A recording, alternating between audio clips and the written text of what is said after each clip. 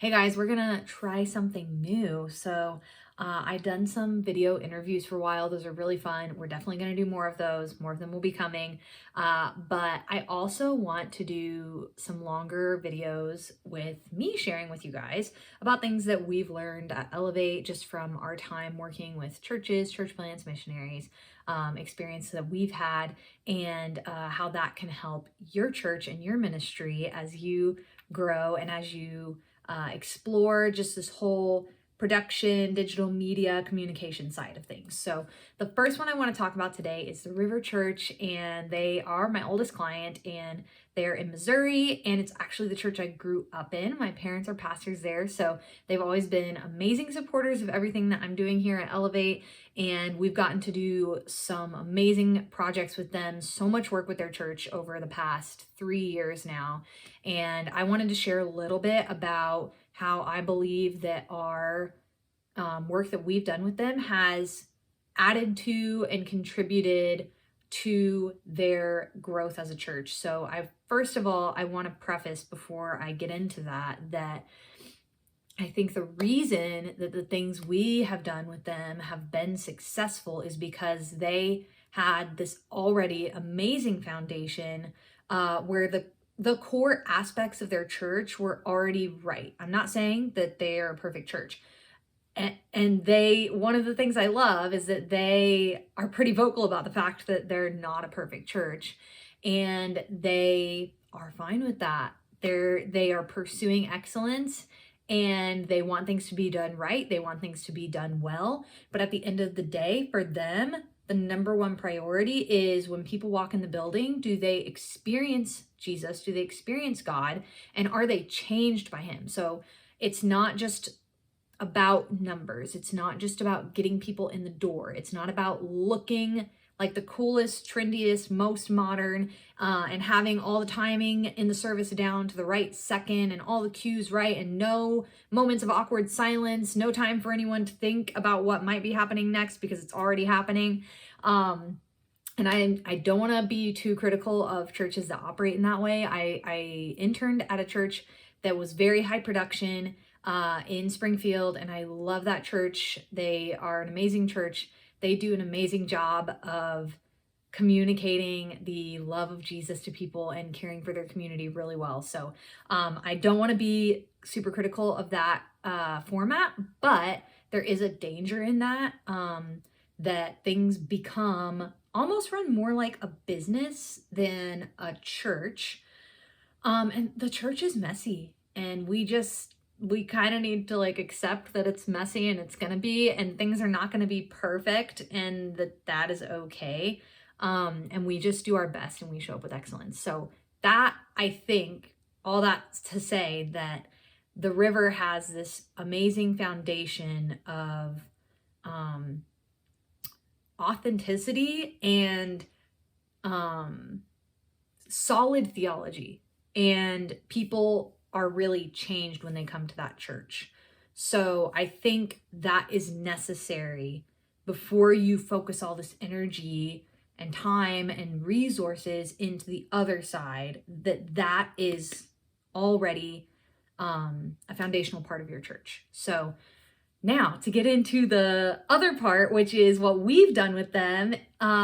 So there's a couple of things, larger categories that I want to talk about that we focused on with them. So one of the biggest things, and probably like the first thing we started working on when we were with them, was rebranding the church. So the River had rebranded, changed their name probably around 2011, 2012. They had changed their name and they had updated their logo for the main church.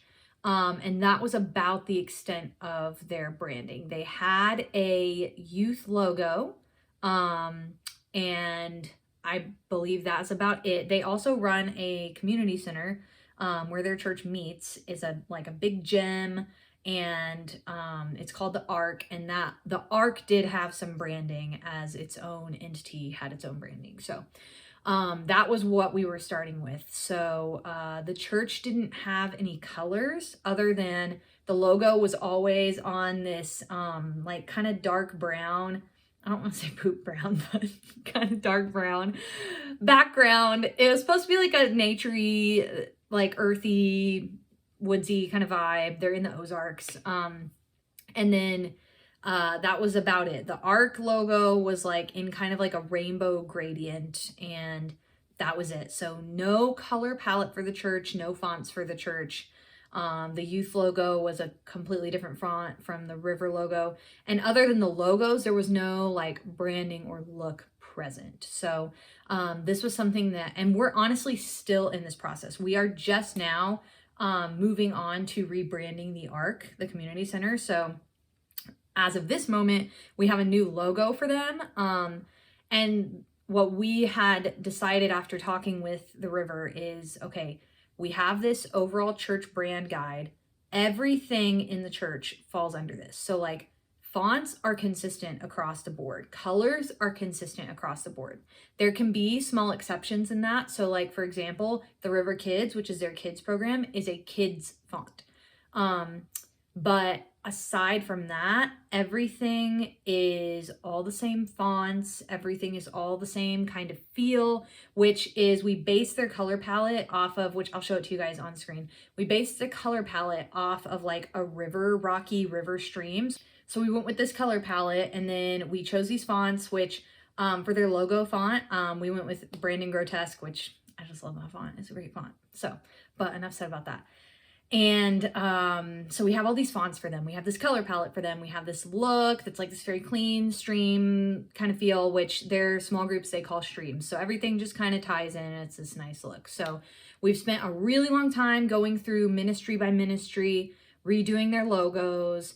The other thing is we just kind of cut down on the number of logos and ministries with different names and all that kind of stuff. So there is a logo for the main church. There's a logo for the main kids program, for youth, for the ARC, and then there's a logo for their community outreach program. So there's 5 logos in total, and that is it. So it's just we simplified everything. So everything is not only visually simple, but it's easy to recognize. And that's super important for your church, to have branding that is easily recognizable in the community. Because prior to this, there was no visual association for the River. People may recognize the church name, especially because it's a small town. So they may recognize like, oh, the River, but there's nothing where they would see and be like, oh yeah, that's something, that must be something from the River Church. Or like, say they're at a community event and they're wearing shirts that are in their blue color, and that's something that becomes easily recognizable because like one of the other bigger churches in their area does orange. So just branding equals recognition, and recognition is important. It does matter. It matters for people to see and know you and for you to come to mind quickly. And having something simple, your branding does communicate something about you as a church. So when things are looking really professional and looking modern and looking clean, especially for this church. So example, this church is in a military community. The primary population is from the military base. There's constantly people cycling in and out. So there's always new people coming into the community. So having the brand recognition is important, and making sure that it's something that looks professionally done and well done is also really important, because the first interaction people are going to have with this church most likely is going to either be through Googling for churches in the area when they move there, or seeing something out in the community, or finding them on social media. One of those things is probably how they're going to see them first. So their first interaction most likely is not going to be them walking through the door and interacting with a person and being like, oh my gosh, this place is amazing, like they love Jesus so much. Their first interaction is probably going to be through a digital medium or a visual medium. So that's why it's so important, because the way people find churches has changed. People rarely will see a sign on the side of the road and just pop into church. People are going to research you. They're going to go on Google. They're going to go on social media. They're going to go on your website. They're going to ask around town, all these things. So that's why it's so important. And that's why we have spent 3 years still honing in this branding for the River. So I'm going to move on from that. I think we've said enough about that. So the second thing is that we have really, really worked very hard with the team at the river on communication, clear communication, and timely communication. This is super important, and I know it's like, oh, how does that connect with graphic design? I would love to tell you. So imagine this scenario. The pastors know about an event coming up, and they're not really thinking about it because they know about it, and they're like, oh yeah, that's coming up. And so they're not thinking like the person sitting out in the audience in the congregation that doesn't know about this event, right? And so then they realize the Sunday before, like, oh wow, we got to make sure we announce this because like we don't have any volunteers yet and it's on Thursday or whatever. So someone comes up during announcements and there's no slide because they made the announcements on Saturday, and they say, hey, I'm going to use an event that they do. This is just a random example. Hey, we are filling backpacks for the community backpack drive this Sunday. This is just an event that just happened for them, so it's just on the brain. So make sure you come on Thursday night and help us fill backpacks, and that's it. There's maybe a post that goes out on social media, but that's it. So what is the likelihood of them really getting a good response? Versus, okay, so this year they ended up having probably about 15% of their congregation show up and help pack backpacks, which is really great for them. And also a massive improvement from the first year we were working with them. It was just the pastors. And then the second year there were a handful of people. And then now this year there was about 15% of their congregation that showed up. So why that shift? So a couple things that we did that helped to shift that over time. So first thing is we asked for a calendar to be laid out ahead of time and given to us because we create their slides and we do their social media posting. So we also talked with them and came up with a plan that any event that's happening at the church needs to be announced a minimum of 3 weeks in advance. Some things, if it's like a really big event, like a women's conference or something, could be announced much further in advance, like maybe just some kind of little teaser announcement to get people thinking about it.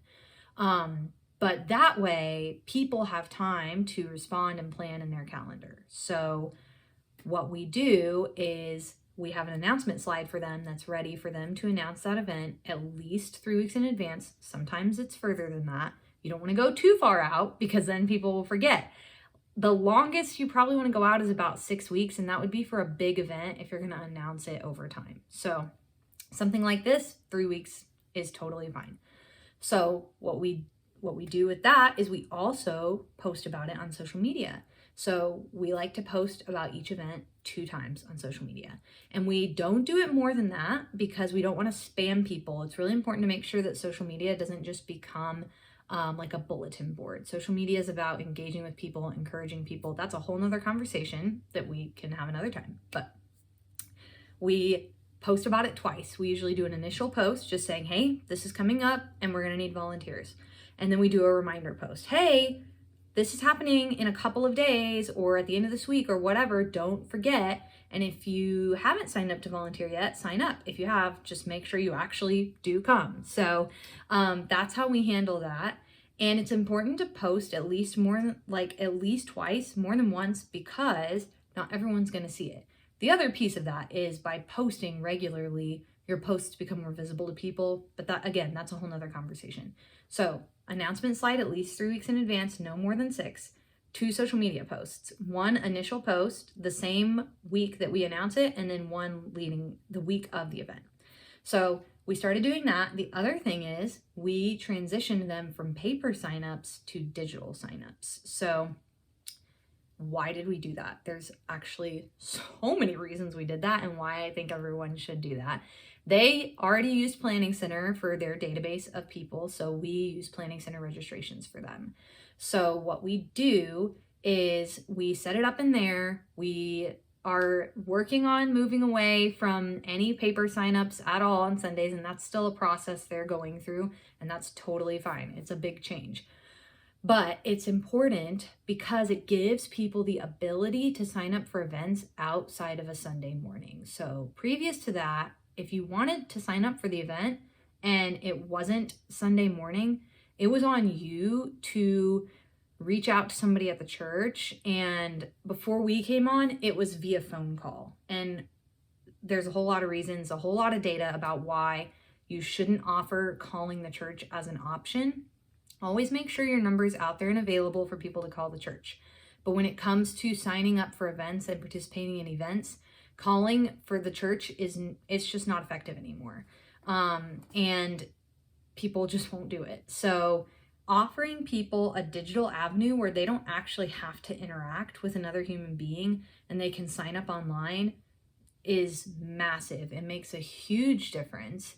And that's also something that you can put a link to on your social media posts. And you can also put a link to it on wherever your calendar is, wherever your events are listed, if that's in the Church Center app, if that's on your website, whatever, you can have your registration link there. So having the digital registration makes a massive difference. And it also makes it easier for you to be able to reach out and communicate with people. There's less chance of like, oh, the sheet got lost or someone dumped their coffee on it or whatever. There's a whole lot of things about it that are really great. So by doing those three things, we increase people's awareness of the event in enough time for them to plan for it. We mentioned it to them more times than it was being mentioned before, and we offered them more opportunity and one clear way to register to sign up. So those are the things we did. And since then, we've seen things like their backpack stuffing increase from just the pastors showing up to about 20 people showing up. And that's a huge deal. Like, that's a huge deal. And you know, if you're at a small church, getting people to participate and getting volunteers is really hard. Communication is often a huge piece of that. You have to put yourself in the mindset and think like the person that's sitting in a seat and has no idea what's going on. It's really easy to forget how that feels when you already know all the information. And the other thing I would say about communicating about events is to keep the information as simple as possible. Don't give people a million details. I know you're excited about the event and you want to give them all the details, but people will just tune you out. So if you just give them as little details, absolute need to knows, that is sufficient. I promise you that is sufficient. People don't care that much about the details. Which you can check out my blog post about that. And I go into more detail about what you should and shouldn't include. So next thing is just reliable and consistent visual elements across the board. There's a lot of things we've done with them. So for example, signage. One of the big things is they have prayer rooms at the end of service. So on either side of the gym, there are rooms, and there's a male prayer room, female prayer room, male volunteer and female volunteer at the end of service. And if you need private ministry time, you can go to those places to get prayer. And they were really seeing like little to no response with that. So one thing we did is we made these big retractable banners that were like, need prayer. And it was like an arrow pointing down, like, come here. So the thing is, standing up at the end of service and being like, oh, if you need prayer, like you can go over there to that person. They may not know that person. They may not be able to see clearly. They may be new and just feel like weird and uncomfortable. But if there's a big sign where it's like, oh, that's the exact spot I'm supposed to go to, and that's the person that's standing by the sign, they will be much more likely to go because they can feel confident that that's where they're supposed to go. Because getting prayer is like kind of a weird thing for people. People can be self-conscious about it. So making that signage clear was huge. We replaced their signage that was out near the road with something that was more clear. We've added things like we did a massive project in their lobby, and it's 3 boards. So they have an events board where they can put flyers for upcoming events. They have a streams board that has all of their ongoing groups and QR codes to scan and sign up for those groups through Planning Center. And then a Teams board that has all of the serve opportunities. And again, QR codes people can scan. And all of these parts and pieces, all of these reliable and consistent places and visuals, they help people to know where to go to find places for action steps. They help people to know like what are my next steps. You can say things verbally so many times, but without the visual aspect, like the follow through is going to be like so diminished. So, there are all these pieces, making sure we have a slide for every announcement so people have something to visually focus on while you're talking about it. There's so many things. Making sure that like all of the important pieces are present and upfront on their website. There's all these things. So all of that to say, that was a lot. There are so many communication pieces. There are so many things about visual, about social media, about signage, about communication schedule, that play into how well people are able to fully participate in all of the things at your church. People may have the desire to get more involved and grow and participate, and they just don't know where to go, and they just don't know what to do, or they can't figure it out. So I know me and my husband went to a church very briefly, and it was like pulling teeth just to try to get information and be put in communication with someone so we could join a small group. And ultimately, we felt like that wasn't the right place for us because we had moved somewhere new and we were trying to get involved in community, and it was so hard. And after, I think it was over a month of us trying to get information about a small group, we ended up going to a different church. And sometimes that stuff just happens. It just does. And that's okay. But there's so much that we can be doing on the practical side of things, to help people on their journey to deeper involvement in the church, to discipleship, to eventually stepping into leadership roles. And it all matters. Like, it is important, good work. And it's not us trying to control and manipulate. And it's not that we're forgetting the spiritual side of things. It's not at all. What we're doing is we're making really easy on ramps for people to participate fully in the spiritual side of things. So, if you have any questions about the things that I've talked about in this video, or any thoughts and opinions about the things that I've mentioned, I would love for you to comment, and just let me know what you think, and let me know what questions you have. And I want to answer those questions. I want to dialogue about these things. I think it's really important for the small churches, which are the majority of churches. The majority of church attendees are going to smaller churches. So this stuff matters a lot. So I hope this was really helpful to you.